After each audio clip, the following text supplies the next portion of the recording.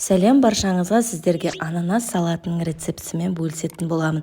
Оп-оңай жасалатын салатты сіздер де жасап көріңіздер. Дәмі керемет болып шығады. Бізге керекті ананас, салатный лист, майонез, кукуруз және тауық колбасасы керек. Ең алдымен шөбімізді турап аламыз және ананасымызды турап аламыз, төртбұрыштілеп.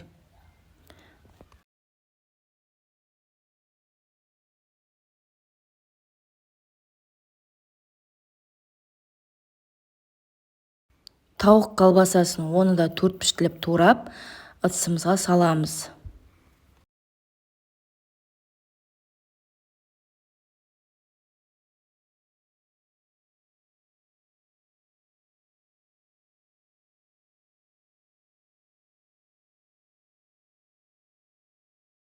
Кукурузымызды саламыз және майонезімізді салып, бәрін бірге араластырамыз.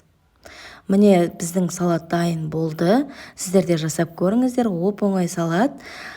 Менің каналыма тіркеліп, пікірлеріңізді қалдырып, лүпілдеріңізді аямаңыздар.